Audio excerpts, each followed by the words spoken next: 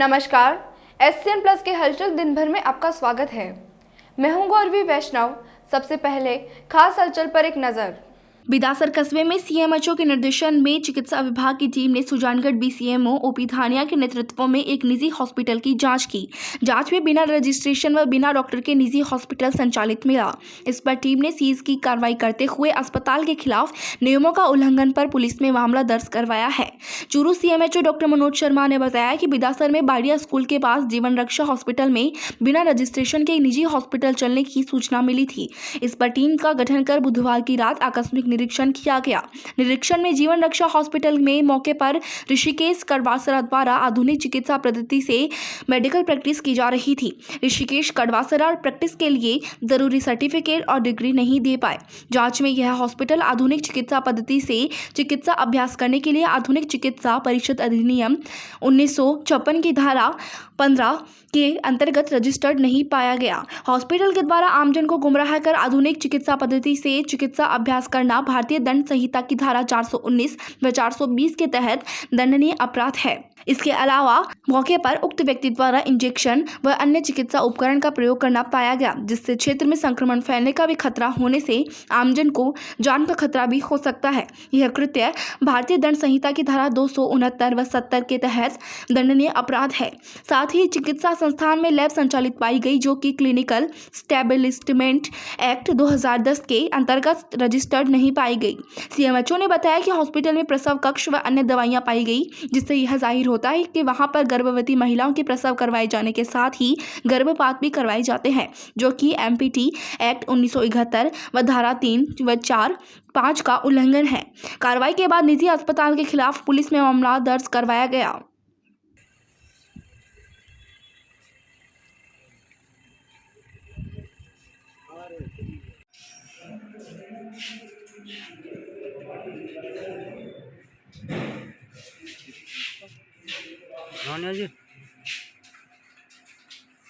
इसी काफ़ी जगह में से जीवन रक्षा हॉस्पिटल में भी दबिश की गई। यहाँ पे लेबर टेबल और कुछ डिलीवरी संबंधित जो सामान है वो पाया गया। साथ में लैब भी पाया गया, जिसका क्लिनिकल एस्टेब्लिशमेंट एक्ट में अभी तक कोई पंजीयन नहीं है, अर्थात उपरोक्त हॉस्पिटल अवैध रूप से चल रहा है। इसके तहत अपने सीजिंग की कार्रवाई की है। जो संबंधित डिलीवरी संबंधित उपकरण थे उनको सीजिंग किया गया है और एक FIR भी दर्ज करवाई गई। बाकी जगहों पर भी सर दबिश दी गई है क्या? अभी तक कोई सामने आया?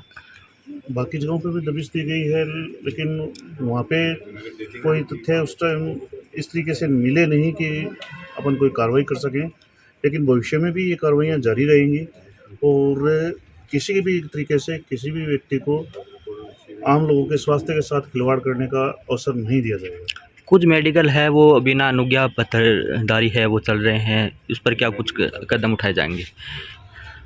जो भी इस तरीके की जो भी बात आती है, अगर वो आप लोगों को अगर पता है, इस संदर्भ में कोई वास्तविक जानकारी मौजूद है, तो निश्चित रूप से आप हमें बता सकते हैं और हम निश्चित रूप से ही उन पर कार्रवाई करें।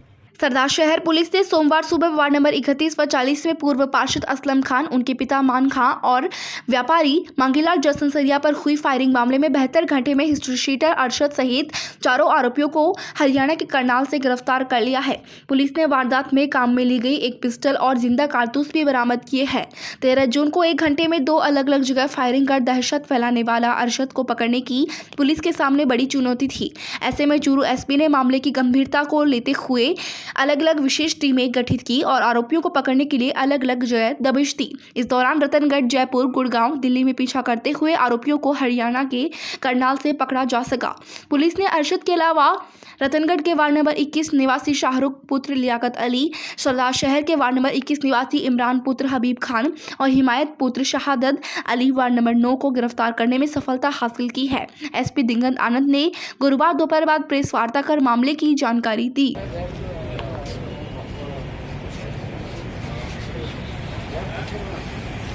13 जून को सरदार शहर कस्बे में 2 जगह आपराधिक वारदात हुई थी, जिनमें से पहली वारदात जो वार्ड नंबर 29 निवासी मान खान पुत्र अजीम खान जो परिवादी हैं, उन्होंने ये इतला पुलिस को दी थी कि उनके निवास स्थान पर आकर के अरशद नामक जो सरदार शहर का हिस्ट्री शीटर है उसने और उसके अन्य साथियों ने आके जान से मारने की नीयत से फायरिंग करी है, उसको डराया धमकाया है।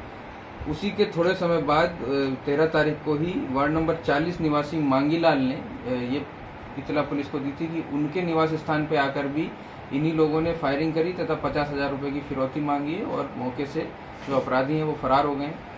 सरदार शहर कस्बे में ये 2 घटनाएं एक दिन में होना, इनकी संगीनता को ध्यान में रखते हुए, इतना दुस्साहस अपराधियों के द्वारा किए जाने को ध्यान में रखते हुए जिला स्तर पे एक विशेष टीम का गठन किया गया था, जो DST in charge Shri Suresh sub inspector उनके नेतृत्व में 2 टीम बनाई गई थी, जो मानव आसूचना और तकनीकी आसूचना के आधार पर एक टीम जयपुर रवाना की और दूसरी टीम हरियाणा की तरफ रवाना की गई थी इन मुलजिमों की तलाश के लिए। दोनों प्रकरणों का अनुसंधान सब इंस्पेक्टर श्री राम प्रताप जी को दिया गया था। उसी में कल इस टीम के अथक परिश्रम से हमें सफलता मिली है और जो 4 आरोपी हैं, जिनमें एक नामजद हिस्ट्री शीटर अरशद और उसके 3 सहयोगी जिन्होंने इस पूरी इन दोनों वारदातों को साजिश करके अंजाम दिया था, उन चारों को हरियाणा से एक टीम ने दस्तयाब करके और गिरफ्तार किया है। इसके साथ ही अनुसंधान अधिकारी ने उन्हीं की इतला से जो वारदात में प्रयुक्त हथियार था मैं जिंदा राउंड के, वो भी बरामद कर लिया है। वारदात में प्रयुक्त जो वाहन है वो भी शीघ्र ही बरामद कर लिया जाएगा और इन दोनों घटनाओं का पूर्णतः खुलासा हो गया। इससे पहले इनका आचरण किस तरह का रहा है इस संबंध में गहन पूछताछ की जाएगी। इसके साथ ही इन चारों का साथ में आना, इनका कॉन्स्पिरेसी करना कैसे संभव हो पाया, इस संबंध में भी पूरी पूछताछ की जाएगी। सर, जो बाकी 3 आरोपी आपराधिक मामले दर्ज हैं, जो संपूर्ण क्रिमिनल रिकॉर्ड है वो अभी निकलवाया जा रहा है। जैसे मैंने बताया, इनमें जो मुख्य आरोपी अरशद है वो सरदार शहर थाने का ही हिस्ट्री शीटर भी है। ये 3 आरोपी कहाँ के सर? 3 आरोपी सरदार शहर के रहने वाले हैं। इनमें से एक जो शाहरुख पुत्र लियाकत अली है वो रतनगढ़ का रहने वाला है। अरशद पुत्र रजाक खान सरदार शहर का रहने वाला है। इमरान पुत्र हबीब खान भी सरदार शहर का रहने वाला है और चौथा जो हिमायत खान पुत्र शहादत अली, ये जसवंतगढ़ का रहने वाला है।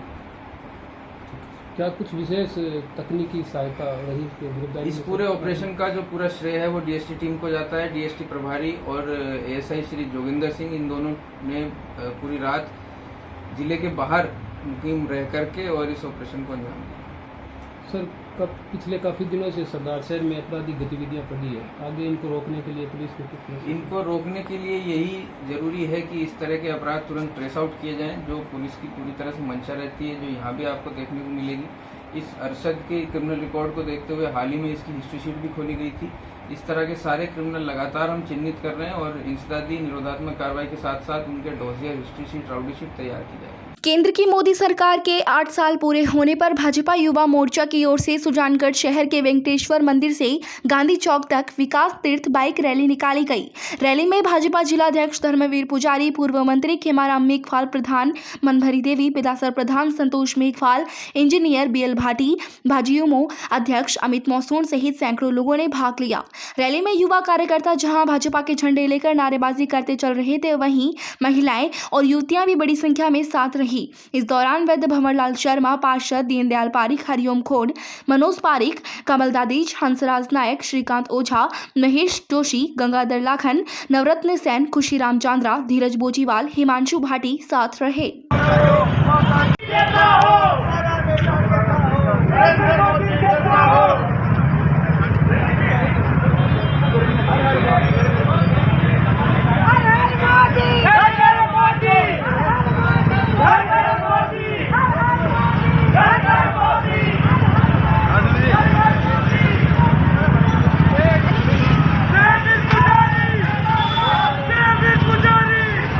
मांडेता स्थित श्री काशीपुरेश्वर महादेव मंदिर में 8 प्रहर अखंड हरिनाम संकीर्तन का शुभारंभ किया गया। आश्रम के महंत स्वामी कानपुरी जी महाराज ने बताया कि श्री काशीपुरेश्वर महादेव चैरिटेबल ट्रस्ट के तत्वाधान में लाडनू स्थित करंट बालाजी मंदिर के बजरंगपुरी महाराज के सानिध्य में 24 घंटे के अखंड हरिनाम संकीर्तन का शुभारंभ हुआ। इस अवसर पर मघीबाई, गुमान कंवर, मदन कंवर, बीकानेर से गणेशी बुगालिया, कमला बुगालिया, ममता, गोपाल प्रजापत, राम प्यारी, रेवती, गजेंद्र सिंह लाछड़ी सहित खंवर, बादेड़, आसरवा, रोडू, लाछड़ी, सुजानगढ़ व आसपास के गांवों के अनेक श्रद्धालुगण शामिल होकर हरिनाम संकीर्तन का आनंद लिया। कई श्रद्धालुगण भक्ति भाव में झूमते हुए नजर आए।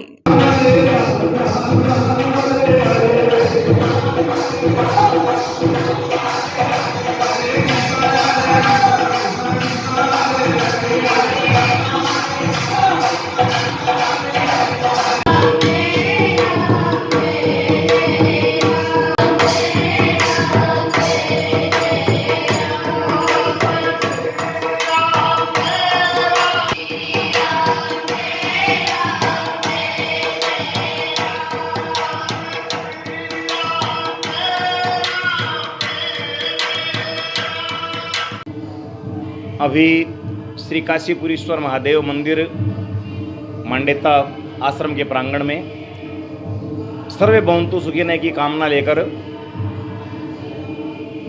सबकी मंगल कामना के साथ हरि नाम संकीर्तन का जो कार्यक्रम है, आयोजन है, 8 प्रहर यानी 24 घंटे लगातार चलने वाला ये एक तरह से एक अनुष्ठान के तरह है। तो इसमें कलयुग में केवल नाम ही है भगवान का जो एक जैसे कहते हैं कि सतयुग में, त्रेता में, द्वापर में कई वर्षों तक तपस्या करने से जो फल प्राप्त होता था, वह कलयुग में केवल नाम सुमिरन से। इसीलिए गोस्वामी तुलसीदास जी महाराज भी लिखते हैं, कलयुग केवल नाम आधारा, सुमिर सुमिर नर उतर ही पारा। और श्रीमद् भागवत जो महापुराण है उसमें भी यही कहा गया है, लास्ट में अंतिम श्लोक यही है, नाम संकीर्तनम यस्य सर्व पाप प्रणाशनम प्रणामो दुख शमनः तम नमामि हरिम परम। इसीलिए जो नाम संकीर्तन है ये सबसे बड़ा है, ये जो भगवान की भक्ति का एक माध्यम है, भगवान की प्राप्ति का और स्वांतः सुखाय के लिए और आत्मा अनुभूति के लिए। रतनगढ़ में कांग्रेस कार्यकर्ताओं ने निवर्तमान जिलाध्यक्ष भंवरलाल पुजारी के निर्देशानुसार गुरुवार को गढ़ चौराहे पर केंद्र सरकार के खिलाफ नारेबाजी करते हुए प्रधानमंत्री नरेंद्र मोदी का पुतला जलाया। पीसीसी सदस्य कल्याण सिंह शेखावत ने कहा कि मोदी सरकार द्वारा केंद्रीय जांच एजेंसियों का दुरुपयोग कर सोनिया गांधी व राहुल गांधी को झूठे मामले में ईडी द्वारा समन भिजवाकर परेशान किया जा रहा है, जिसके विरोध में पूरे हिंदुस्तान में धरने प्रदर्शन हो रहे हैं। इस दौरान कांग्रेस नेता फकीर चंद दानोदिया, भंवरलाल जसैल, अनिल सियोता, जीतू, कुतुबुद्दीन पठान, पार्षद राजेश गहलोत, साबिर तेली, अनवर हुसैन, नूर मोहम्मद, कालू भार्गव आदि मौजूद रहे।